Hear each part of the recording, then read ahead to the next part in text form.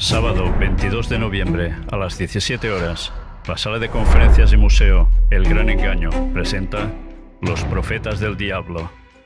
No todos los profetas y videntes tienen revelaciones divinas. La mayor parte de ellos las reciben del lado oscuro. Solo conociendo bien la verdad, no nos podrán llevar a la perdición.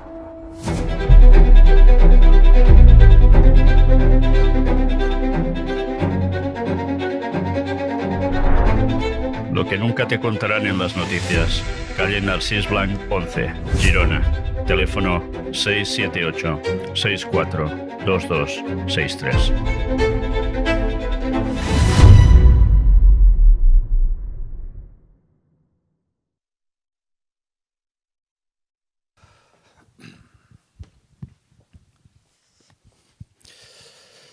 Bona tarda a tothom, buenas tardes a todos. Bienvenidos a esta nueva conferencia que vamos a hacer hoy, una conferencia en la cual vamos a hablar de un tema, creo, muy interesante acerca de los profetas, en este caso, no de los profetas que salen en la Biblia, como hemos estado viendo en estas últimas conferencias, sino profetas que también dan profecías, pero que no vienen precisamente del lado divino.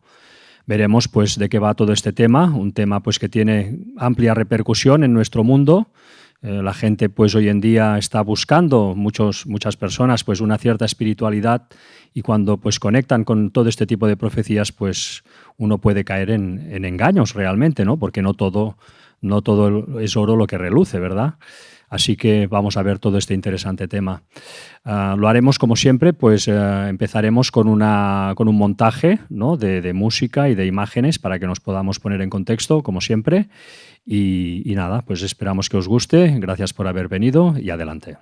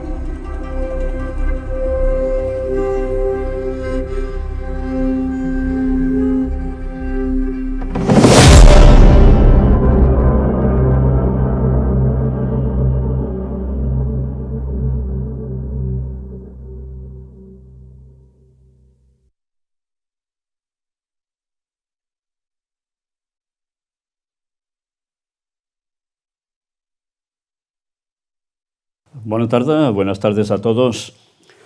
La conferencia de hoy, os he de poner un poco en antecedentes, es continuación de todo lo que hemos venido presentando hasta ahora. Es cierto que ya veis que hay muchas ramificaciones, pero siempre al final todo va más que interconectado, y el tema de hoy no va a ser menos. Los profetas del diablo es un tema que nos atañe absolutamente a todos, especialmente para lo que nos espera en muy poco tiempo. Pero como es habitual también, antes de entrar en materia directamente sobre este tema, vamos a hacer esto. Y es, si todo va bien o no, tenemos un problema para cambiar.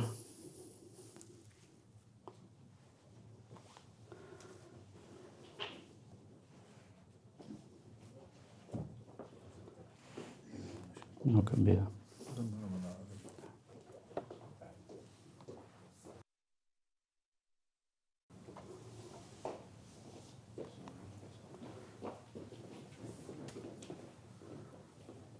Disculpad un momento.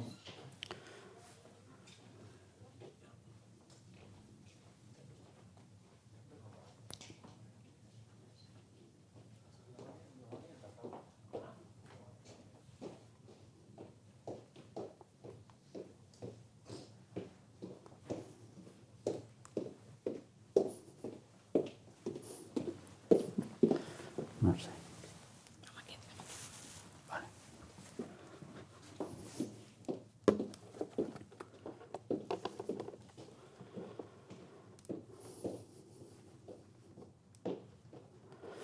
Bien, pues como os decía, vamos a empezar el tema, como siempre, enlazando con anteriores conferencias y veremos un poco, a su vez los que no habéis asistido a esos temas anteriores, un poco de qué ha ido todo esto, pero ahora nos toca clarificar algún punto. Sobre el tema del tercer templo de Jerusalén, que quieren construir, y así será, hay algo que presentamos que tenía que ver con esa famosa vaca alazana que se iba a quemar, vimos cómo ya se hizo, pero surgieron muchas dudas al respecto. Pues bien, mirad, directamente los del Instituto del Templo, allí en Israel, los que quieren levantar ese templo, han puesto esto: actualización y aclaración sobre la novilla roja. Ya sabéis, esa vaca roja, alazana, que debía ser quemada y esas cenizas ser esparcidas para purificar al pueblo, purificar la zona y poder levantar el tercer templo de Jerusalén. Ya sabéis que a algunas les salieron ranas, ya me entendéis, les salió defectuosa, deben ser rojas, totalmente puras, sin pelitos blancos. Finalmente les salieron, pero sacrificaron una, y os lo mostramos. Mirad qué aclaran ellos al respecto. Luego veremos si esto es verdad o no, quién lo sabe. Ante la información incorrecta que se ha publicado sobre la novilla roja, el Instituto del Templo desea anunciar: 1. Durante aproximadamente 10 años, el Instituto del Templo se ha dedicado a los preparativos para la producción de las cenizas de la novilla roja, tanto desde una perspectiva educativa como práctica. La observancia de estos mandamientos, la cría de una novilla roja según la ley de la Torá y la producción de cenizas kosher, o sea, santas, para la purificación de los ritualmente impuros, es muy compleja e incluye miles de detalles, fijaos, miles de detalles, no uno o dos, que requieren gran conocimiento y habilidad para su ejecución. Por lo tanto, el proceso también incluye una serie de experimentos y ejercicios prácticos. 2. Hace unos 3 meses se llevó a cabo una práctica en las montañas de Samaria en la que se realizó una simulación de la elaboración de las cenizas de la novilla roja, que es lo que os mostramos. Punto 3. Por supuesto, las cenizas de la novilla roja que no se esparcen en el Monte de los Olivos mirando hacia el lugar del templo sagrado son completamente inválidas, según la Mishnah y Rimbam, etc.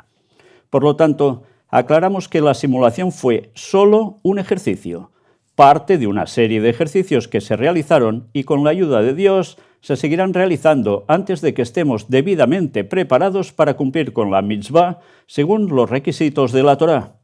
El acto no fue kosher por razones adicionales, entre ellas, se eligió para el ejercicio una novilla cuyo color general era rojo, pero que sin embargo era la más inválida e impura de las novillas que teníamos. Tenía la cola dañada y un defecto, ya sabéis que debe ser totalmente pura, inmaculada. Asimismo, las vestiduras sacerdotales que vestía el Cohen, el sacerdote, que dirigía el ejercicio, no estaban consagradas. El objetivo del ejercicio era mejorar nuestra preparación para la producción de las cenizas y, de hecho, el ejercicio mejoró nuestra comprensión del proceso, así como la habilidad del Cohen, del sacerdote, y también reveló varios puntos débiles que debemos abordar, como la forma correcta de conducir a la novilla a su destino. Fijaos que es cada detalle que tienen estudiado y hay cosas que aún no les salían bastante bien. Esto es lo que ellos cuentan. Punto 4. Por esta razón, dejamos la mayor parte de las cenizas en el lugar sin prestarles atención. Recogimos muestras de cenizas de personas que están impuras, tamei meto, por contacto con un cadáver y por lo tanto no pueden realizar esta mitzvah, únicamente para comprobar si nuestro equipo es adecuado para la tarea. También aprendimos lecciones importantes al respecto. En cualquier caso, todas las cenizas son completamente inválidas. 5. Quien afirme lo contrario, que la novilla era kosher y las cenizas producidas a partir de ella son kosher para fines de purificación, está equivocado y engaña, ya sea intencionalmente o no intencionalmente. Y punto número 6 y 7.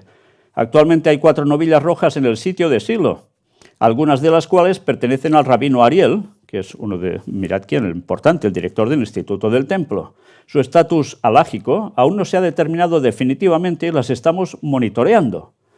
Por tanto, eso que se decía de que todas habían salido mal, que ya no tenían más, ahora nos dicen que no, que hay 4 aún que pertenecen precisamente al director del Instituto del Templo. La auténtica novilla roja se elaborará, si Dios quiere, Cuando dispongamos de una novilla roja kosher, según la opinión de los rabinos del Instituto del Templo y los rabinos con quienes consultan, y cuando estemos preparados en todos los demás aspectos, este es un proceso largo que requiere paciencia y perseverancia. Por tanto, según ellos, la que sacrificaron no era válida, fue un prototipo para ir aprendiendo cómo debe ir todo, que tienen aún 4. Por tanto, de estas 4 puede salir una de pura. Si ellos creen que sale pura, será sacrificada y ya sabéis lo que va a pasar. La construcción del templo no va a tardar mucho. En fin, esto es lo que ellos exponen ahora. Ya sabéis que a veces juegan muy bien al despiste y nunca sabes auténticamente la verdad. El caso es que esto es lo que ellos muestran y os lo muestro aquí. Sobre los ovnis y abducciones, otros temas que hemos estado tratando y que volveremos a tratar precisamente el sábado que viene, si Dios quiere, en la próxima conferencia, con datos muy importantes. Fijaos en este vídeo. El segundo de a bordo en el gobierno de Estados Unidos, J.D. Vance, dice que no está seguro de si los ovnis y los extraterrestres son realmente seres de otro planeta o algo mucho más sobrenatural. Sorprendentes declaraciones, miradlas. You know, it's interesting. I wouldn't say that I do or don't believe it. I mean, I'm a big believer that there are things out there that we can't explain. And so if another person sees an alien, maybe I see an angel or a demon. So I'm a big believer that there are like spiritual forces working on the physical world that a lot of us don't see and a lot of us don't understand and a lot of us don't appreciate. But, you know, is it aliens or is it our guardian angel? Or is it aliens or is it a not so guardian force that doesn't care about us or in fact actively wishes us harm? I don't know the answer to that question. What I try to do is I try to say my prayers. I try to be as good of a person as I can be and I try to do a good job. And hopefully that's all I need to do. Terrific. Thank you so much, Vice President. Good to see you. Sorprende, ¿no? Él es católico. Ya mostramos lo que dice la Iglesia Católica al respecto, los papas también, de turno, y lo que nosotros mostramos aquí, que el tema extraterrestre, en verdad, no son habitantes de otros mundos que vienen a visitarnos, sino que son ángeles caídos, este hombre lo pone también en cuestión. ¿Será que esto es así? ¿Que en verdad no son extraterrestres, sino que son ángeles caídos, demonios? Sorprende. ¿Pero qué terminará pasando tiempo al tiempo? Yo estaría súper feliz de ver a este señor que precisamente llega a conocer toda la verdad y aceptarla, porque sería genial. De momento está donde está, pero dice ahora esto. Veremos qué termina pasando. Pero algo curioso también. Aquí tenéis, ahora lo vais a ver en imagen, a Kirsan Ilumizhinov, militar y expresidente de Kalmukia. ¿Habéis oído alguna vez de este país? Suena a TVO, ¿verdad? A un cómic. Pues no, resulta que existe. Este hombre, nacido en el Istá el 5 de abril de 1962, es un ajedrecista, militar, político y multimillonario ruso de religión budista. Sí, este país existe. Es una república rusa. Y mirad, estad atentos cuando él habla sobre su abducción. September, I remember in Moscow, it was happened in my apartment. At the time, he was the elected president of Kalmykia long before President Putin changed things so that Kalmyks can no longer elect their leader, but simply have one appointed for them instead. On a trip to Moscow, in his apartment in the capital, Ilyumzhinov was abducted by aliens. Yeah. I was taken by my apartment in Moscow to this spaceship, and we went to some star. And after that, I asked them, please bring me back, because next day I should come to Kalmykia, to Elista, and go to Ukraine. Yeah, and there's no problem, Kirsan. We have time. Yeah. How much of that experience do you recall? Can you describe to me what actually happened? They are like people like ours. Yeah, they have the same mind, the same vision and so on, and I talked with them. Yeah, I understand that we are not alone in this old world. Yeah, we are not unique. Yeah, I did wonder, but couldn't quite bring myself to ask. I'm not crazy man. Yeah, but after that, when I gave the first interview in Radio Freedom in Russia 5 years ago, thousands, not hundreds, thousands people write a letter to me, calls by phone. Oh, Kirsan, you are a politician and you are not afraid to say about it. From the United States, every year more than, it's official statistic, every year more than 4,000 people who contacted such people. Bien, no es muy frecuente que un político de un nivel tan elevado en su zona hable abiertamente de una abducción. En cualquier otro lugar esto cualquiera se lo callaría porque dirían está chiflado y por tanto seguir en carrera política sería un desastre. Bueno, él ha explicado su experiencia y ya veis cómo los llega a describir. Interesante. Una vez más, qué lástima que este señor quizás no ha conocido nunca en su vida lo que Joe Jordan presentó, ya sabéis, el máximo exponente en el tema OVNI en Estados Unidos, de cómo realmente esas abducciones, curiosamente, en el nombre de Jesús se acababa todo, la cual cosa denotaba claramente que estos seres de otros mundos que vienen a visitarnos, en verdad son demonios que están pululando por aquí para llevar a la gente al gran engaño. Bueno, como eso ya lo hemos tratado en conferencia, lo podéis ver, están todas subidas en nuestra página del Gran Engaño Final. Vamos ya directamente sobre otro tema que también tratamos un poco y que tiene que ver sobre la Virgen y el Papa Pío XII. Esto era una noticia que salió el 1 de noviembre, este mismo mes, y nos decía en un medio católico un día como hoy el Papa Pío XII vio el milagro del sol de Fátima.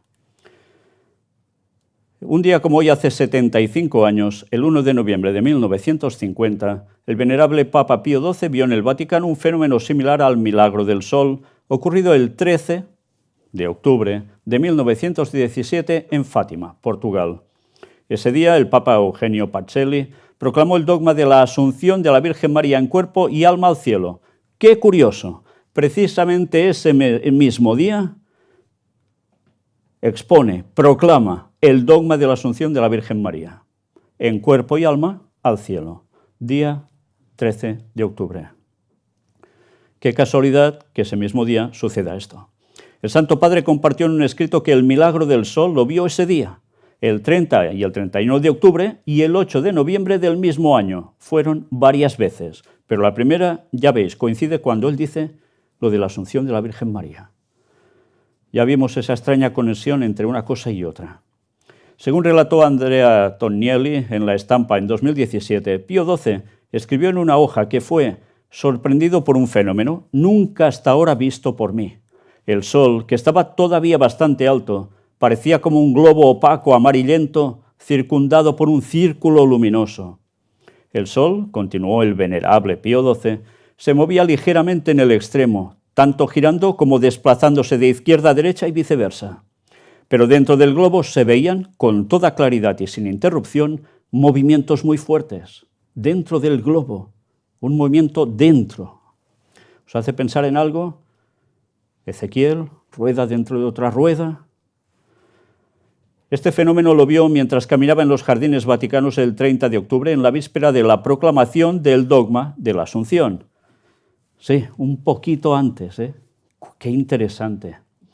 Esto da mucho que pensar porque no es demasiada casualidad. Relación, primero sucede esto y automáticamente, ¡pam!, aparece esa cuestión en el cielo. En fin, ya vemos que esto, y ya lo vimos expuesto en su momento, de cuestión divina o extraterrestre, tal como entendemos, tiene realmente poco. Esto lo consideró como una confirmación de lo que iba a hacer 2 días después, tras recibir solo 6 respuestas con algunas preocupaciones, de un total de 1.181 provenientes de todo el mundo, tras una consulta que se inició de forma reservada en 1946. El episodio se repitió el 31 de octubre, el 1 de noviembre cuando proclamó el dogma y el 8 de noviembre y después ya no. el pontífice escribió que intentó en otros días, a la misma hora de la tarde y en condiciones atmosféricas semejantes, mirar el sol para ver si aparecía el mismo fenómeno, pero en vano. No pude mirarlo ni siquiera un instante, la vista quedaba inmediatamente deslumbrada. El 13 de octubre de 1917, cuando miles de peregrinos se encontraban en Fátima, en Portugal, se produjo el milagro del sol, llamado así porque se vio al sol temblar en una especie de danza.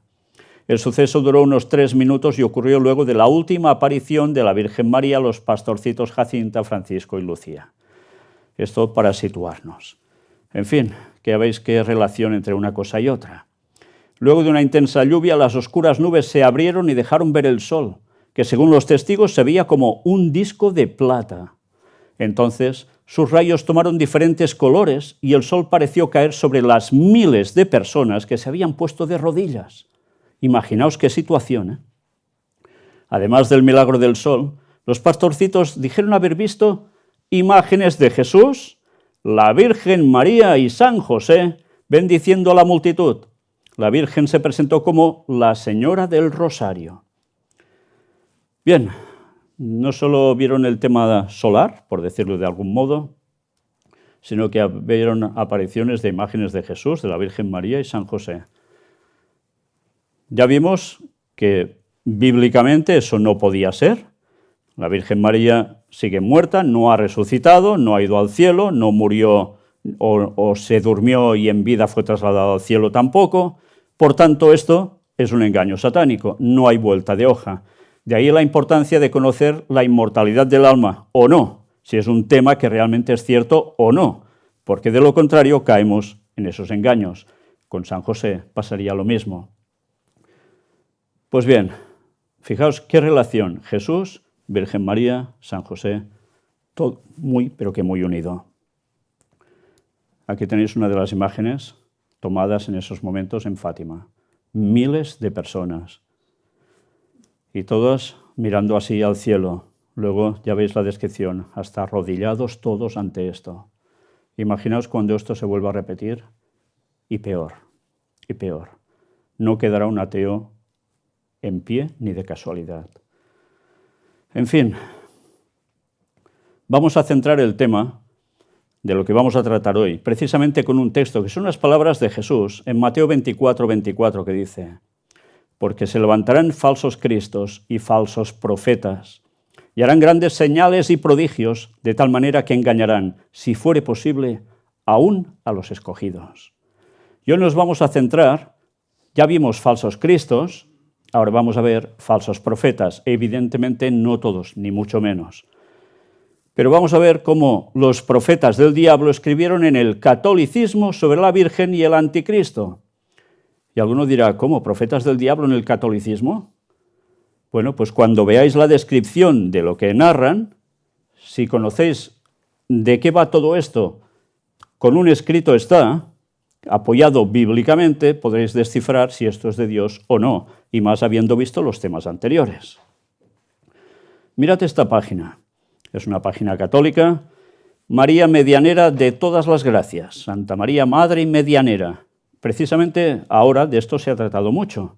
Ya sabéis que el Papa se ha manifestado diciendo de que ella no es corredentora directamente con Cristo, pero sí tiene este papel así. Redentora directamente, no. Corredentora, bueno, un poquito, pero tampoco en el gran papel que se le estaba diciendo. Esto ha ayudado a hacer ecumenismo, juntar unión de católicos con ortodoxos, protestantes, etcétera, que no estaban de acuerdo con eso que se decía, pero a su vez ha molestado a muchos católicos porque incluso contradice palabras, frases dichas por otros papas anteriores, como Juan Pablo II, que lo afirmaba claramente. Mirad esto. Os he marcado las partes en rojo, que son las más interesantes quizás, pero os voy a leer también el primer párrafo. La doctrina de la Virgen María como medianera de todas las gracias sostiene que todas las gracias de conversión y santificación, merecidas por nuestro Señor a través de su pasión y muerte en la cruz, han sido confiadas a la Virgen María a fin de que las distribuya a los hombres de buena voluntad, cuando ella quiera, a quienes ella quiera, en cuanto ella quiera. Esto lo escribió San Bernardo. Bueno, esto es lo que haría el Espíritu Santo. Se lo adjudican, ya veis a quién. Este misterio no solo es uno de los más hermosos privilegios, eso lo dicen ellos, no yo, sino sobre todo una realidad que toca profundamente la relación de la Madre, en mayúsculas, espiritual con nosotros, especialmente su papel en nuestra obra de conversión y santificación. Pensad que estamos hablando de falsos profetas, gente que ha tenido visiones, que ha tenido sueños, que creen decir que provienen divinamente. Pues el primero del que vamos a hablar hoy es este, San Luis María Griñón de Montfort. Nos hace comprender que la verdadera y perfecta devoción a la Virgen María está basada en esta verdad, mostrando todo lo que la expresión María, nuestra Madre y medianera, significa para nuestra vida personal, para nuestra conversión y santificación. Si queremos vivir cristianamente según la voluntad de Dios, toda nuestra vida debe estar atravesada por María, dirigida por María, en la medida que ella esté presente con nosotros y nos esforcemos por hacer todo a través de ella, con ella, en ella y para ella. Dios nos dará sus gracias. Vaya, pero si todo es para ella, no es para Dios. Dios no nos obliga, sino que quiere nuestro libre consentimiento a su acción salvífica. La Santísima Virgen puede ejercer su papel de medianera en nosotros solamente si lo deseamos, si lo aceptamos por un acto de voluntad, por un sí meditado y decisivo. La medianera desplegará toda su acción en nosotros en la medida en que nos entreguemos a ella por el acto de consagración. ¿Sabéis qué quiere decir esto? Que si tú dices sí a toda esta cuestión, pues tienes muchos números para que tengas cuestiones de una conexión, entre comillas, espiritual con la Santísima Virgen. Pues esto es lo que les ha pasado a muchos de los que vais a ver después aquí. Creer que esto es una cuestión tan divina que no se dan cuenta que alguien les está marcando un gol por la escuadra y no se enteran. ¿El profeta puede tener visión de Dios? Sí, pero hay profetas que no provienen de Dios. Y ahora, a través de sus declaraciones, podremos comprobar además hacia dónde van a dirigir a la gente. Lo han hecho durante siglos y veréis hacia dónde llegan a apuntar. Me salto esto directamente para ir al que veis aquí, San Luis María Griñón de Montfort. Estuve hablando sobre él en los temas de puertas dimensionales. Aquí tenéis un breve resumen. Santo patrón del apostolado de los Sagrados Corazones Unidos de Jesús y de María. Vivió entre 1673 y 1716. Era de Bretaña. San Luis María Griñón de Montfort profetizó que al final de los tiempos habitarían la tierra unas almas predestinadas desde la eternidad que se llamarían los apóstoles de los últimos tiempos, quienes responderían al llamado de amor de la Santísima Trinidad para trabajar y misionar en la preservación de la Iglesia en los umbrales del advenimiento del nuevo reinado eucarístico. ¿Sabéis qué está diciendo aquí? Que va a haber un reinado eucarístico. ¿Un reinado de qué? ¿Qué es la Eucaristía? Es la misa. Es la misa. Va a reinar. Por tanto, habrá un grupo de gente que estará conectado a todo esto aquí para llevar a la gente hasta este momento, prepararlos para este advenimiento. Y esto ya se está produciendo, ya se está trabajando para ello, y esto va a ir asociado a cuestiones como la que habéis visto de Fátima, lo que expresan que fue eso, etcétera, etcétera. Ese ejército mariano que batalla contra el dragón, fijaos bien lo que dice, es un ejército de gente que va tras María y es el que lucha contra Satanás, que es el dragón. En unidad con los corazones unidos de Jesús, María y José, pisando la cabeza del dragón. Es decir, San Luis María Griñón de Montfort es el anunciador del movimiento apostólico de los últimos tiempos. Impresionante. Sabéis, bíblicamente también hay un movimiento de cierta gente que va a decir ciertas cosas bajo el poder de Dios y con la verdad. Resulta que Satanás está haciendo algo totalmente paralelo. Su libro, Tratado de la verdadera devoción a la Santísima Virgen María, constituye una piedra básica en la estructura y formación de los apóstoles de los últimos tiempos y es obligada lectura para la formación apostólica en el apostolado de los Sagrados Corazones Unidos de Jesús y de María. Por tanto, en estos últimos tiempos se va a levantar mucha gente que estará siendo preparada para llevar a la gente a esta devoción a la Santísima Virgen María. ¿Os imagináis ya cuando vuelva a haber otra aparición así? El mundo va a quedar engañado totalmente. Ya vimos que algo va a suceder preparando el terreno del anticristo, para que piquen el anzuelo y acepten a este Mesías que vendrá haciéndose pasar por Jesús, el mismo Satanás. Mirad esta curiosa imagen sobre este señor de Montfort. ¿Está pisando a quién? ¿A una persona? Bueno, una persona. ¿A un ser humano? ¿A un hombre? No, es un ángel. ¿Veis su alita? Quiere decir que está pisando los demonios. Con el poder del crucifijo está pisando el poder de los demonios. Por tanto, Satanás está haciendo ver que hay un poder que luchará contra Satanás y resulta que ese poder no proviene de Dios, sino del mismo Satanás. La jugada maestra para embaucar a todos. Y mirad ahora esto. Lo que 12 grandes santos, y santas también por aquí en medio, revelaron sobre el fin de los tiempos. Y estad atentos a las descripciones que llegan a dar, porque estos son profecías. El cielo no nos deja sin esperanza ni ayuda en los últimos tiempos. Las Escrituras, los santos y las apariciones celestiales nos dan una dirección clara. ¿Os dais cuenta? Por los sentidos puedes caer tranquilamente. Hay apariciones, hay manifestaciones, por tanto eso ya es verdad. Vaya. La última vez vimos un fragmento de la ominosa advertencia sobre la llegada del anticristo y el fin de los tiempos. El catecismo nos dice que la Iglesia, el cuerpo místico de Cristo, debe vivir la pasión como lo hizo nuestro Señor. Por tanto, pasar por problemas graves.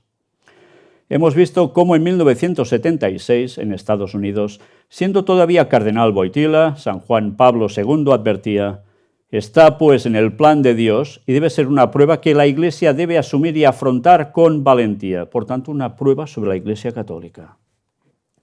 En medio de esto, San Pío X observó en su encíclica E Supremi que la victoria siempre estará con Dios.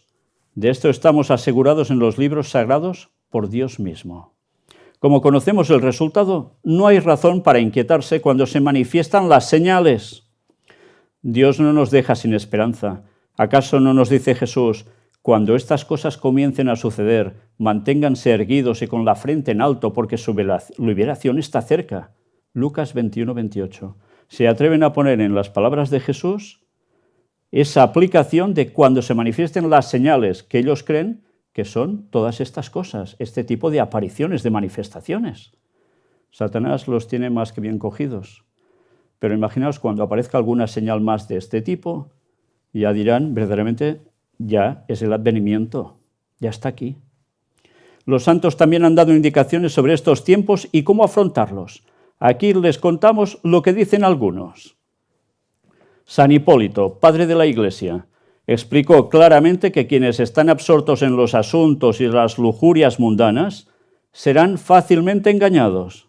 Interesante. Pero muchos que escuchan las divinas escrituras, las tienen en la mano y las recuerdan con entendimiento, escaparán de su impostura, porque verán claramente a través de su apariencia insidiosa, su engañosa impostura, y huirán de sus manos. Buscarán al amigo del hombre con lágrimas y un corazón contrito, y él los librará, y con su diestra salvará de sus trampas a quienes con dignidad y justicia le suplican. Fijaos que esto lo podría afirmar cualquier persona profeta del pueblo de Dios. Esto será así. Aquí el paralelismo es absoluto. En el siglo XIV, la mística Santa Brígida de Suecia dijo: antes de que llegue el anticristo, los portales de la fe se abrirán a un gran número de paganos. ¿Y cómo se conseguirá eso? ¿Lo vamos pensando? ¿Solo con ecumenismo interreligioso? ¿De creencias budistas, hinduistas, taoístas y todo lo que queráis? ¿O es que va a pasar algo que también les va a llamar la atención y los va a captar? De manera similar, en el siglo XIX, la beata Anna María Taigi reveló: naciones enteras se unirán a la Iglesia poco antes del reinado del anticristo. Habrá innumerables conversiones de herejes que regresarán al seno de la Iglesia. Rusia, Inglaterra y China se unirán a la Iglesia. Hay esperanza. Vaya declaraciones. Fátima también habla de la conversión de Rusia. Mira por dónde. Vaya casualidad. Pero Inglaterra y China también. ¿Os habéis fijado qué está pasando en Inglaterra? Esto se presentó hace poco en Noticias de Actualidad en relación con la profecía bíblica. ¿Qué hicieron los reyes de Inglaterra? ¿A quién fueron a ver? ¿Con quién compartieron? Con el Papa de Roma en el Vaticano. Bueno, en el Vaticano exactamente no, en San Pablo Extramuros. Y eso para todos quedó claro que era el momento del ecumenismo entre el anglicanismo y Roma y el papado.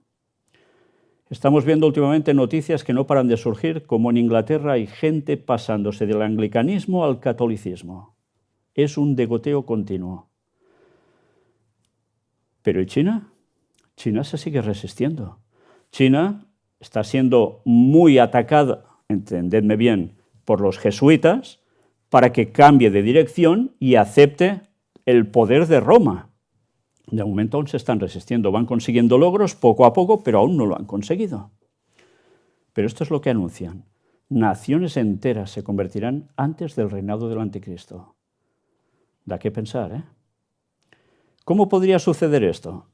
El padre y doctor de la Iglesia, San Juan Damasceno, enseñó que Enoc y Elías serían enviados y ellos volverán el corazón de los padres hacia los hijos, es decir, volverán la sinagoga hacia nuestro Señor Jesucristo y hacia la predicación de los apóstoles. Fijaos cómo curiosamente lo que la Biblia enseña que aparecería un tercer Elías preparando el retorno del Señor, ellos ponen a Elías y a un Enoc también, que no murió, está en el cielo, eso sí, que no murió y está en el cielo, fue trasladado sin ver la muerte. Interesante cómo hay Enoc y Elías. Nosotros hace poco hablamos de Elías, Eliseo. Bueno, pues ya veis, qué cosas. Os habéis fijado también antes que nos hablaba de numerosas o innumerables conversiones de herejes. ¿Quiénes son los herejes? Para el catolicismo, ¿quiénes son los herejes? Cualquiera que no es católico y se dice que es cristiano, que sea apartado de Roma. Da igual la religión que tenga, sea cristiano, no importa. Si se ha apartado es un hereje. Ahora les llaman hermanos separados, han camuflado un poco el término. En el fondo, quien no pase a ellos seguirá siendo un hereje, y ya sabéis lo que les pasaba a los herejes en la Edad Media, ¿no? Ya sabéis cómo terminaron muchos. Bueno, pues ya veis, nos declaran que van a aparecer dos personajes que harán esta función, volverán el corazón de los padres hacia los hijos. Vaya plagio satánico una vez más de las profecías de Dios del último tiempo. 3 siglos después, otra doctora, Santa Hildegarda de Bingen, coincidió. Explicó que Dios revelará a sus 2 testigos, Enoc y Elías, las acciones y la condición de los hombres para que los consideren con compasión. Gracias a esta preparación especial, estos 2 santos hombres son más sabios que todos los sabios de la tierra juntos. Dios les encomendará la tarea de oponerse al anticristo y de traer de vuelta a quienes se han desviado del camino de la salvación. ¿Será que aparecerá alguien también antes del propio Satanás haciéndose pasar por Cristo? ¿Que también será un anticristo? ¿Y que lo van a delatar como tal? ¿Y ese puede ser del pueblo de Dios? ¿Y en cambio será atacado por estos como si fueran de parte divina? Ambos hombres dirán a la gente: este maldito ha sido enviado por el diablo para extraviar a los hombres y llevarlos al error. Hemos sido preservados por Dios en un lugar oculto donde no experimentamos los dolores de los hombres, pero ahora Dios nos ha enviado para combatir la herejía de este hijo de perdición. Hijo de perdición. Interesante, ¿eh? Si os habéis fijado, nos están haciendo todo el rato un plagio satánico de lo que Dios había revelado que pasaría en el último tiempo. Es un camino totalmente paralelo. ¿Cómo se podrá diferenciar la verdad del error? ¿Esta gente estaba mintiendo? A esta gente se les estaba revelando una serie de profecías que también son las mismas que Dios dio para su pueblo, pero resulta que las aplican de modo distinto. El engaño en el último tiempo está siendo brutal. Y quien no esté con un escrito está en la mano, con una Biblia en la mano, comprendiéndola, entendiéndola bien, va a estar perdido. No hay más. Por tanto, a alguien le van a poner el título de que es un anticristo, porque estará llevando a la gente a la herejía, a la perdición, y van a ir contra este. Irán a todas las ciudades y pueblos donde el anticristo había difundido sus herejías, y por el poder del Espíritu Santo realizarán milagros maravillosos que maravillarán a todas las naciones. Recordad que vimos en conferencias anteriores, ¿quiénes harían esto? Demonios, ángeles caídos, haciéndose pasar por buenos, por Jesús apareciendo en lugares distintos, pero por lo que nos indica aquí, aún hay algo más. También se mostrarán como Elías y Enoc. Impresionante, ¿eh? Y harán este tipo de milagros, todo el mundo maravillado. Como en un banquete de bodas, los cristianos se precipitarán a la muerte por martirio, que el hijo de la perdición les habrá preparado en tal número que los asesinos ni siquiera podrán contar a los muertos. Entonces la sangre de estos mártires llenará los ríos. Es brutal. Si esto llega a pasar así, es brutal. La confusión absoluta. Lo que va a pasar con los auténticos, mira por dónde lo aplica a los otros. El Sagrado Corazón habla. Jesús y María son y serán nuestros pilares, tanto entonces como ahora. Por cierto, deciros que en el último tiempo habrá mártires, sí. Hay gente que ya está siendo muerta por ser cristiana, por sus creencias, pero habrá más, habrá más. Y es que alguien les habrá preparado el terreno para que mueran, por aceptar cosas que son o no son. Cuidado con esto, porque la profecía dice, la profecía bíblica, que estas cosas pasarán. Ellos también tienen algo paralelo. En el siglo XVII Jesús se apareció a Santa Margarita María de Alacoque como el Sagrado Corazón. Ella dijo: entiendo que la devoción al Sagrado Corazón es un último esfuerzo de su amor hacia los cristianos de estos últimos días, ofreciéndoles un objeto y unos medios tan precisos para persuadirlos a amarlo. Jesús nos dio 12 promesas a través de ella. Aprovéchenlas. Todo va unido ¿a quién? Ya veis. En el siglo XX nos preparó aún más con lo que le dijo a Santa Faustina. Escribe: antes de venir como juez justo, te abro de par en par la puerta de mi misericordia. Atención a esto, porque sobre la puerta de la misericordia, ya sabéis que en el Vaticano hay una puerta de misericordia. Con el jubileo se abrió, pasaron, eso se mostró en televisión, pasó el Papa, pasó todo el séquito detrás, etcétera, etcétera. Una puerta en la cual, antes de ejecutar justicia, habrá misericordia. Estamos en ese tiempo. Ahora, para ellos, estamos en misericordia. Pero es interesante porque hay otra puerta de misericordia en un otro lugar. ¿Sabéis dónde? Pensad en algún lugar del mundo trascendental. Una ciudad. ¿Cuál se os ocurre? Jerusalén. Allí hay una puerta de la misericordia. Pronto trataremos sobre esa puerta, porque veréis lo unido que va todo esto con lo que dice también aquí. Jesús repitió este mensaje de diferentes maneras. Nuevamente dijo: hoy te envío con mi misericordia a los pueblos del mundo entero. No quiero castigar a la humanidad dolida, sino sanarla, acercándola a mi corazón misericordioso. Uso el castigo cuando ellos mismos me obligan a hacerlo. Mi mano se resiste a empuñar la espada de la justicia. Antes del día de la justicia envío el día de la misericordia. Diario 1588. La confianza en Jesús es esencial. Por tanto, ahora estamos en ese periodo. Y esto lo van a acabar pronto. Sabemos que por las apariciones aprobadas de nuestra Santísima Madre, que ella está ayudando a detener la justicia para que la gente se arrepienta. Fijaos, ¿quién está mediando para que Dios no ejecute juicio? Nos dicen que es la Santísima Madre. Vaya, en la Biblia nos dice otra cosa, no nos dice esto precisamente. pero ellos lo creen así. ¿Os dais cuenta del papel que le dan a la Virgen María? Es impresionante. Como relata la venerable hermana Elena Aiello en el siglo XX, María dijo: «Me inclino sobre el mundo y detengo la justicia de Dios. De lo contrario, estas cosas ya habrían sucedido. Se necesitan oración y sacrificios. Los hombres deben volver a Dios y a mi inmaculado corazón, mediadora de los hombres, y entonces, al fin, una parte del mundo se salvará». Vaya papel se autootorga este ser que se hace pasar por María. María es la clave esencial. Nuestra Santísima Madre es la clave esencial para la victoria sobre el anticristo. A este nivel universal, si llega la victoria, la traerá María. Cristo vencerá a través de ella porque quiere que las victorias de la Iglesia, ahora y en el futuro, estén ligadas a ella, escribió San Juan Pablo II en Cruzando el umbral de la esperanza. Por tanto, alguna aparición mariana importante deberá haber para luchar la victoria para la Iglesia Católica. Vaya cosas, ¿eh? Esto es lo que nos está esperando en breve tiempo.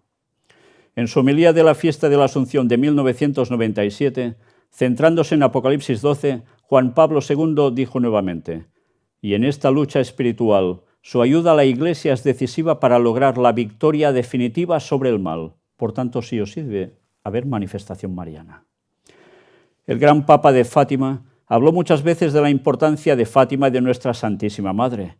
Como una forma de preparar el fin de los tiempos, Nuestra Señora dijo a los niños de Fátima: «Han visto el infierno, donde van las almas de los pobres pecadores». Vaya visión para niños, ¿no? «Es para salvarlos que Dios quiere establecer en el mundo la devoción a mi inmaculado corazón. Si hacen lo que les digo, muchas almas se salvarán y habrá paz». Vaya peso sobre los pobres niños, ¿eh? Vaya peso les puso. Pero les muestra el infierno. ¿El infierno? ¿Dónde van las almas de los pobres pecadores? Por tanto, estaba diciendo que hay un infierno real, donde allí la gente, ya sabéis lo que le pasa, ¿no? Un poco frita sí que queda, pero va durando y durando y durando.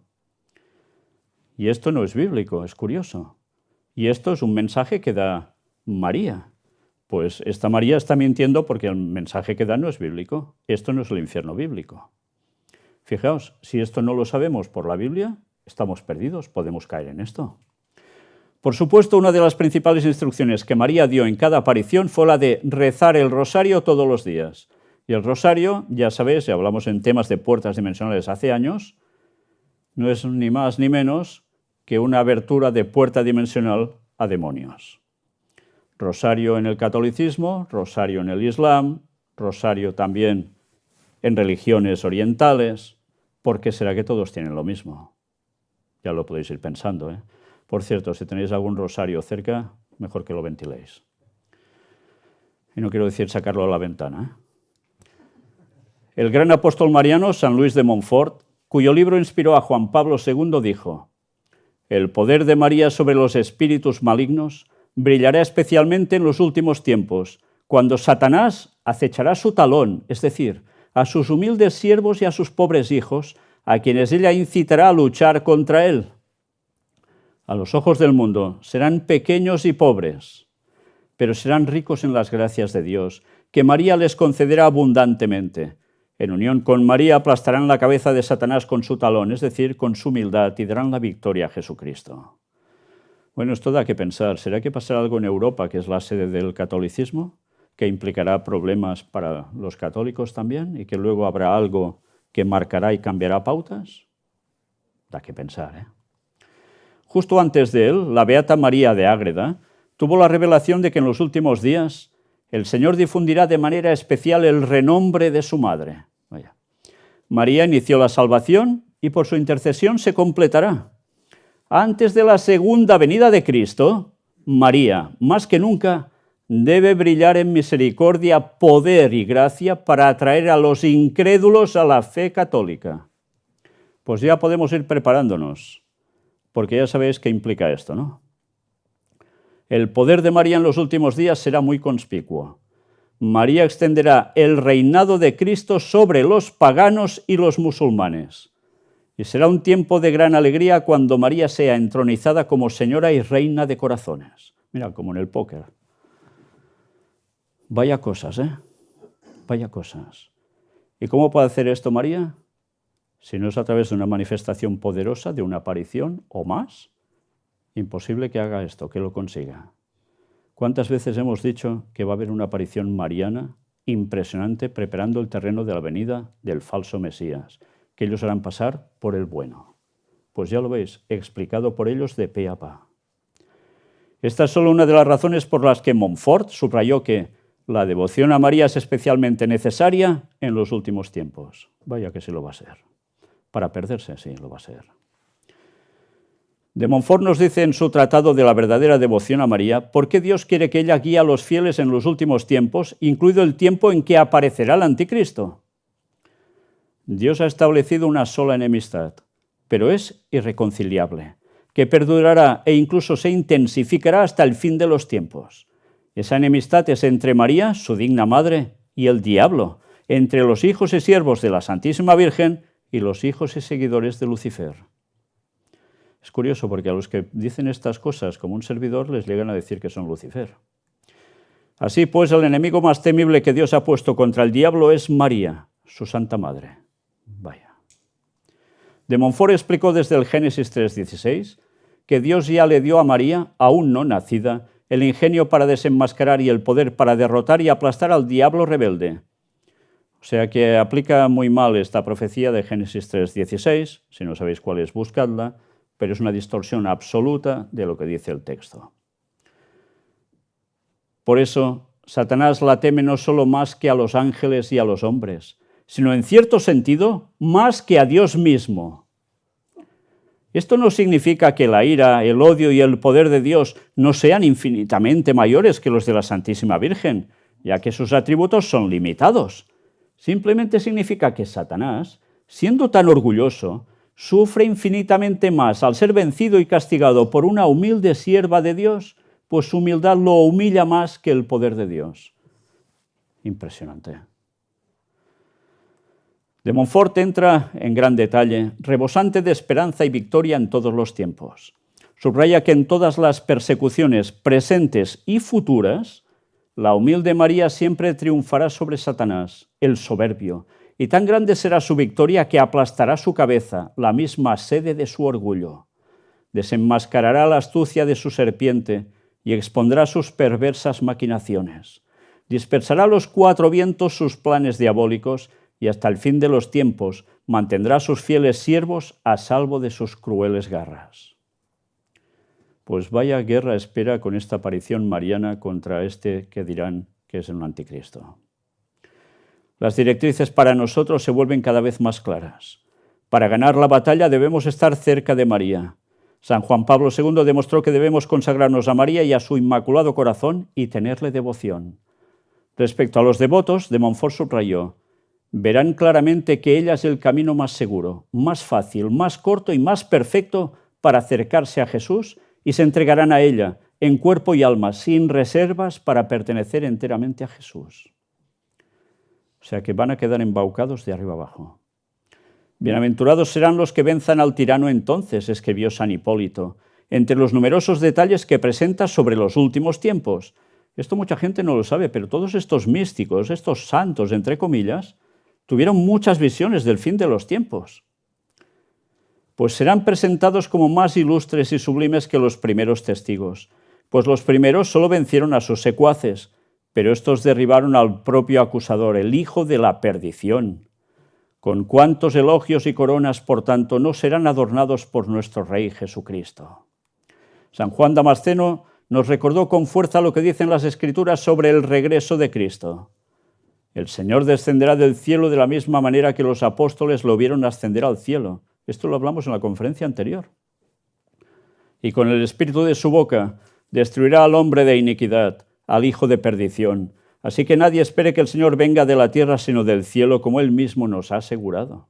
Fijaos cómo van mezclando la verdad con lo que no es verdad. Hasta entonces es claro que nos fortalecemos volviéndonos y escuchando al Sagrado Corazón y a nuestra Madre María, quienes nos guiarán y protegerán para permanecer fieles en tiempos turbulentos. Como dijo el Papa Juan Pablo II en su homilía sobre la Asunción, María en este mundo, hasta que llegue el día del Señor, brilla ante el pueblo de Dios en marcha como señal de esperanza cierta y de consuelo. Como madre solícita de todos, sostiene el esfuerzo de los creyentes y los estimula a perseverar en el empeño. El Santo Padre le pidió a María: ayúdanos a no tener miedo de seguirlo hasta el fondo, incluso cuando nos parece que la cruz pesa demasiado. Haz que comprendamos que esta es la única senda que lleva a la cumbre de la salvación eterna. Se avecinan tiempos difíciles, pero en Fátima ella nos dio su seguridad. Pero al final mi inmaculado corazón triunfará. Bien, pues ya habéis visto cuántas cosas escribieron sobre el fin de los tiempos. Vaya cosas esperan a este mundo. Pero esto no es todo, mirad. Novela de un católico sobre el anticristo. No sé si la conocíais. ¿Por qué 3 papas dicen que una novela sobre el anticristo predijo nuestra época? ¿Y qué 3 papas? Benedicto XVI, el Papa Francisco y el Papa León XIV. Esto es de un medio católico. En 2015, en un vuelo de regreso al Vaticano desde Filipinas, el Papa Francisco dijo a los periodistas: hay un libro, se llama Lord of the World, el autor es Benson. Les sugiero que lo lean. Leyéndolo, entenderán bien lo que quiero decir con colonización ideológica. Siguió describiendo la novela como profética, especialmente en lo que respecta a desarrollos modernos como el secularismo, el relativismo y la noción de progreso desligado de cualquier ancla espiritual o moral. El libro en cuestión, Señor del Mundo, escrito en 1907, es una novela apocalíptica y distópica del sacerdote converso inglés, fijaos, converso inglés, antes os hablaba de eso, Robert Hugh Benson. Presenta un mundo del siglo XXI en el que el cristianismo ha decaído en gran medida, mientras el humanismo secular o humanitarismo ha tomado el poder con élites políticas y culturales unidas en torno a un carismático líder global. La Iglesia y el papado sobreviven, aunque apenas, y ese es el meollo del choque en el corazón de la trama. Decirlo menos fue una lección inusual para que la recomendara un papa, pero el Papa Francisco reiteró su sugerencia en un encuentro en Budapest en 2023, advirtiendo a su auditorio del mundo académico y cultural sobre un futuro dominado por la tecnología y la amenaza que ello supone para la cultura y, en última instancia, para lo que significa ser humano. El predecesor de Francisco, hablando como el cardenal Joseph Ratzinger, también había citado el mismo libro en una conferencia en Milán en febrero de 1992, calificándola de obra que da mucho en qué pensar. Y el sucesor de Francisco, el Papa León XIV, hablando en septiembre de 2023 como el cardenal Robert Prevost, igualmente recomendó la novela de Benson diciendo que advierte sobre lo que podría suceder a un mundo sin fe. Fijaos que todos los 3 coinciden en lo mismo. Mirad, se convirtió este autor el 11 de septiembre de 1903. Bueno, me salto esto para destacar esta otra parte. Entonces, dado que la novela está ambientada en el siglo XXI, ¿qué tan profética le parece hoy? Theriot la ve como profética en muchos sentidos. Señala las predicciones de Benson sobre un organismo de gobierno internacional, similar a la Sociedad de Naciones y posteriormente a las Naciones Unidas, y sobre la eutanasia institucionalizada, especialmente a la luz de la ley canadiense de ayuda médica para morir. En un sentido más profundo, su representación de una sociedad sin Dios, guiada por el placer, el cientificismo y el rechazo de Dios, se lee como una descripción de nuestro siglo. La vida es barata en el paisaje apocalíptico infernal de Benson, como lo es en nuestra cultura contemporánea de la muerte, añade.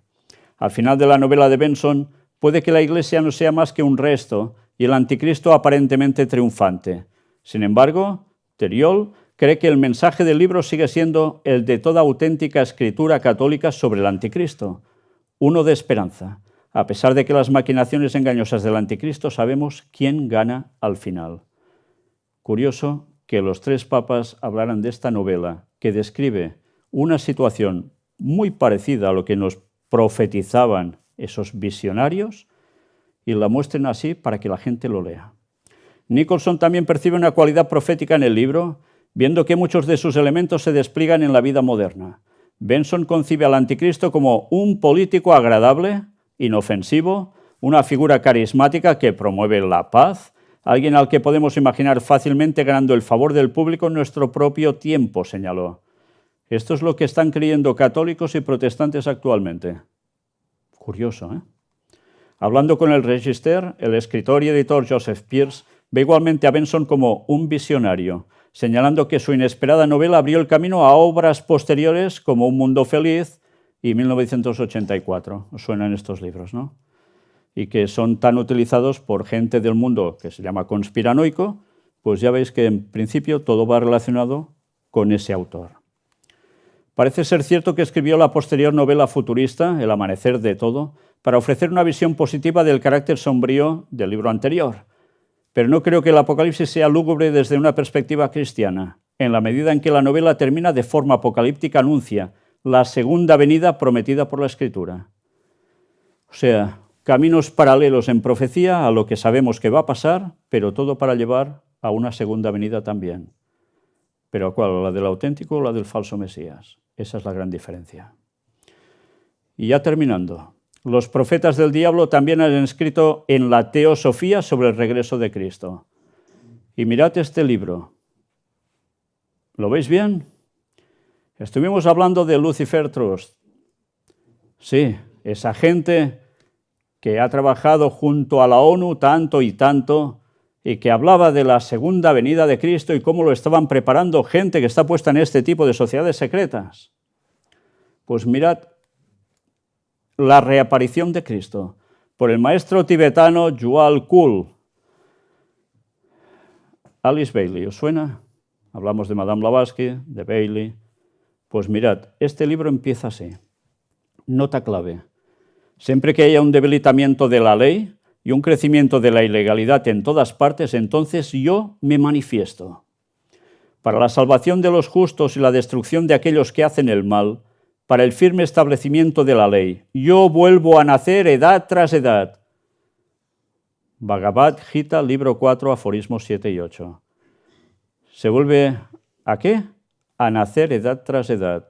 Se va manifestando varias veces. Por tanto, muere no sé cuántas veces, vuelve a aparecer no sé cuántas veces. ¿Esto a qué os suena? A reencarnación, ¿verdad?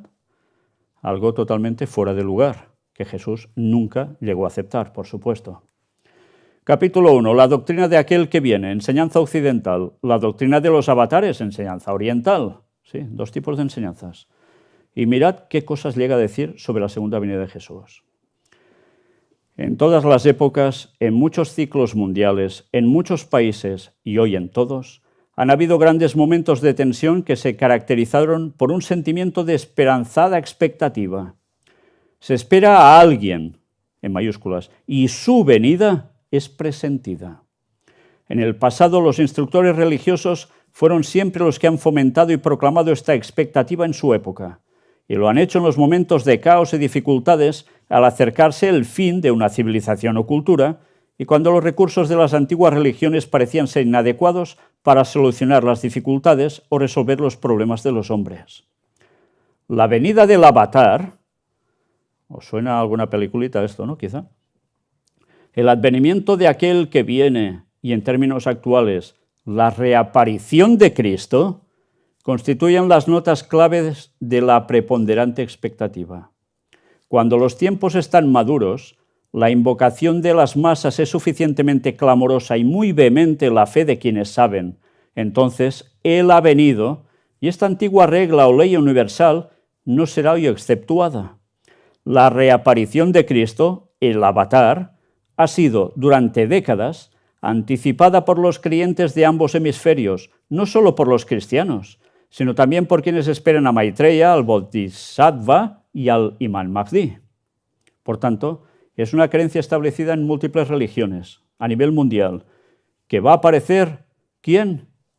Para unos el Cristo, para otros el Mesías, para otros el Maitreya y los otros dos que veis aquí. Esto lo creen todas las religiones del mundo, prácticamente, con distintos nombres. Cuando los hombres sienten que han agotado todos sus recursos, que han llegado al término de todas sus posibilidades innatas y que no pueden resolver ni manejar los problemas y condiciones que enfrentan, suelen buscar a un intermediario divino y al mediador que abogue por su causa ante Dios y logre su salvación. Buscan un Salvador.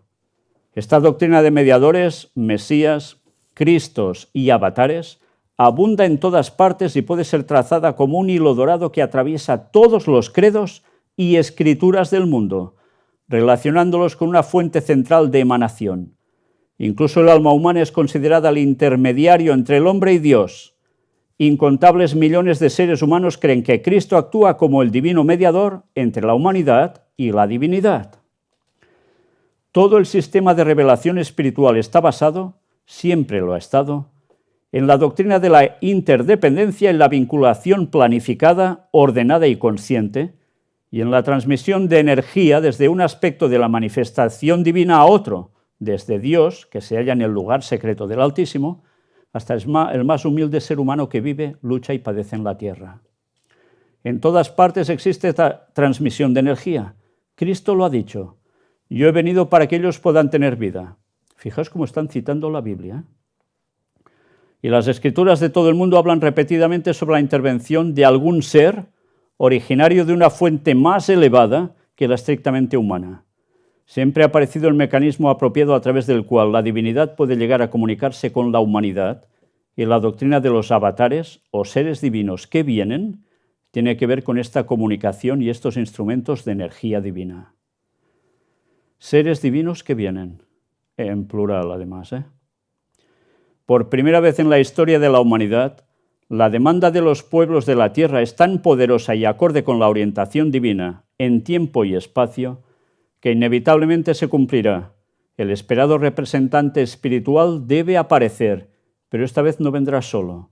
Vendrá acompañado por aquellos, en mayúscula, cuyas vidas y palabras serán reconocidas por todos los sectores del pensamiento humano. Dijimos que habría deidades de todo el mundo que se aparecerían. ¿Lo recordáis? Que iban a ser demonios, evidentemente, haciéndose pasar por estos dioses. Y todos al final señalarán al mismo. Todo el mundo va a quedar embaucado. Lo hemos visto por católicos, lo hemos visto también, ya veis por quién, por sectores del mundo de la nueva era, de los New Age tan famosos. Por cierto, supongo que ya lo sabéis, que el movimiento de la nueva era llegó hasta el mundo occidental a través de los jesuitas, para variar, que son los máximos exponentes de toda la cuestión diabólica implementada en Occidente. Los que preparan el terreno del anticristo, precisamente. Los mismos que preparan que en Jerusalén suceda algo, precisamente allí. Las profecías simbólicas observadas en todas las escrituras mundiales respecto a este inminente acontecimiento demostrarán su veracidad. No obstante, su simbolismo deberá ser reinterpretado. Atención a lo que ahora dice. Deberá ser reinterpretado su simbolismo. Mirad cómo. Las circunstancias y los acontecimientos no serán exactamente como las escrituras parecen indicar. Vaya, nos está citando Biblia y después resulta que nos dice, sí, pero no. Vendrá, por ejemplo, en las nubes del cielo, según las escrituras cristianas. Pero, ¿qué tiene esto de sobrenatural cuando millones de personas viajan por el espacio a toda hora del día y de la noche? Lo menciono como una profecía de las más destacadas y conocidas. Sin embargo, tiene muy poco significado para nuestra civilización moderna. Lo importante es que Él vendrá. Vaya. Entonces, ¿vendrá por arriba o vendrá por abajo? La Biblia dice que Jesús vendrá totalmente con las nubes del cielo. Él dice que no. Qué curioso, ¿eh? Durante 2000 años ha sido el guía supremo de la Iglesia invisible, la jerarquía espiritual, compuesta de discípulos de todos los credos. Cuando os digo que, por un lado, unos dicen que por arriba, otros por abajo, recordad que el engaño satánico es perfecto, porque antes que Jesús aparezca y venga el anticristo haciéndose pasar por Jesús, él sí que simulará venir de donde viene, de arriba, pero ¿qué habrá pasado antes? ¿Lo recordáis? Si desconocemos lo que escribió Ellen White como espíritu de profecía bíblico de Dios, estamos perdidos. Porque ella escribe que antes vendrán demonios haciéndose pasar por Jesús en distintos lugares de la tierra.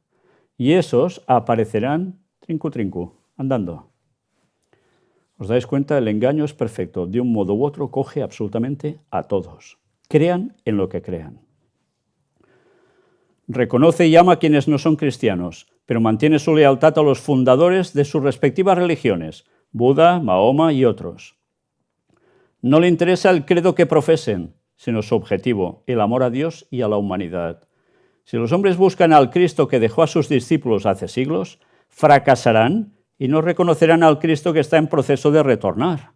El Cristo no tiene barreras religiosas en su conciencia, ni le da importancia a la religión que profesa el hombre. El Hijo de Dios está en camino y no viene solo. Su avanzada ya se acerca y el plan que debe cumplir ya está trazado y aclarado. Que el reconocimiento sea el objetivo. Por tanto, no importa lo que creas, mientras seas una buena persona, en definitiva ya está. ¿Entendéis? Pues la profecía nos dice, y lo hemos visto, que al final todo dependerá de si crees en la palabra de Dios tal cual o no. Y eso quiere decir que es religión, te une a Dios, te religa con Él. Pero para religarte bien, tienes que saber cuál es la verdad, si no estás perdido. Bien, os he de decir algo. ¿Sabéis? Esta gente, los de Lucifer Trust, recordáis que os mostré un audio sobre ellos hablando de cómo están ya terminando de preparar la aparición de este Mesías. La última reunión la tuvieron este 11 de noviembre. Y allí terminaron de concretar los pasos para que finalmente este 11 del 11 se diera todo para esa aparición del Mesías. Todo ya está más que preparado. Por tanto, lo que veis como una cosa pesada, ya sé que os he dado la paliza con tanta lectura, pero si vosotros no conocéis esto, estáis perdidos. Realmente estáis perdidos. Porque por un lado o por el otro de todo esto que han dicho, mucha gente va a caer y vosotros sois los que les podéis decir la verdad antes de que todo esto termine de acontecer. Si no lo sabéis, no los podréis avisar. Es más, si no lo sabéis, vosotros mismos vais a caer en eso. Incluso sabiéndolo, es muy fácil caer. Recordad las palabras de Jesús. Si fuere posible aún, ¿haría caer a quién? A los elegidos o a los escogidos. A veces, el leer cosas palizas, que para mí es una paliza leéroslo, no hace mucha gracia. Pero esto es el fundamento para saber distinguir los engaños que Satanás está haciendo para que caiga el mundo entero, salvo excepciones. ¿Queréis ser esa excepción? Ahora depende de vosotros. La aparición del anticristo está muy cercana. Antes vamos a ver apariciones de este Mesías en distintos lugares. Vamos a ver apariciones de María otra vez de nuevo. ¿Vamos a poder aguantar eso? ¿Qué le diremos a la gente? No, es que la Biblia pone otra cosa. ¿Ya veis lo que dicen sobre la Biblia? Sí, pero no. ¿Y sabéis qué dijo Jesús? ¿Cómo hizo fuera al diablo? Con un escrito está. O vamos a la sana doctrina bíblica, o nos vamos a desviar por cualquier otro derrotero que Satanás nos lo pone como la gran manzana. Y no hablo de Manhattan precisamente, ¿eh? Qué fácil es morderla. Por eso, a veces vale la pena ser un paliza leyendo esto, para que la gente se prepare en ese momento y luego recordaréis y pensaréis, gracias a Dios que conocí eso para no caer en ese engaño. Y ayudar a tantos a que salgan de este engaño en el que están puestos hasta la médula, muchos de ellos. ¿Cuántos años faltan para el regreso de Cristo? Ya lo mostramos en la última conferencia también. En el año 2031, entre septiembre y octubre, vuelve Jesús, el auténtico. Un año antes, plagas. Todo el mundo habrá hecho su decisión, ir restando. Antes aparecerá también todo esto que estamos hablando. ¿Cuánto tiempo nos queda, en verdad? ¿Cuánto tiempo nos queda para que se levante el tercer templo de Jerusalén y se aposente allí con el papa de turno este anticristo? Satanás mismo haciéndose pasar por Jesús. ¿Somos conscientes que está todo preparándose delante nuestro y no nos enteramos? Pues esto ya podéis ir anunciándolo a la gente, porque son las próximas cosas que van a ocurrir. Y si callamos esto, seremos culpables de que muchos se añadan a la fe satánica en vez de a la fe divina. Y la vida eterna la van a perder. Cada uno decide. El próximo tema que vamos a tratar va a ser enlazar de nuevo con revelaciones ovnis. Revelaciones que han acontecido últimamente y que os vamos a mostrar para que veáis luego a dónde nos va a llevar esto. porque después vamos a tratar, si Dios quiere, sobre el espiritismo. Y vaya cosas debemos mostrar también, que están pasando no en tiempos pasados solo, sino ahora. Y recordad que el espiritismo va a ser el último gran engaño a la humanidad y va a aflorar como nunca. Pero antes, la conferència que viene és la que ara vais a ver. Dissabte 29 de novembre a les 17 hores, la sala de conferències i museu El Gran Engany presenta Estats Units i Vaticà, revelacions ovnis. Notícies i testimonis del que aviat es presentarà davant de tot el món com un fet consolidat que esvairà tot dubte sobre el fenomen ovni i els extraterrestres.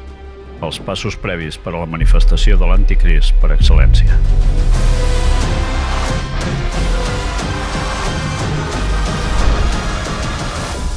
El que mai t'explicaran a les notícies. Carrer Narcís Blanc, 11, Girona. Telèfon 678 64 22 63.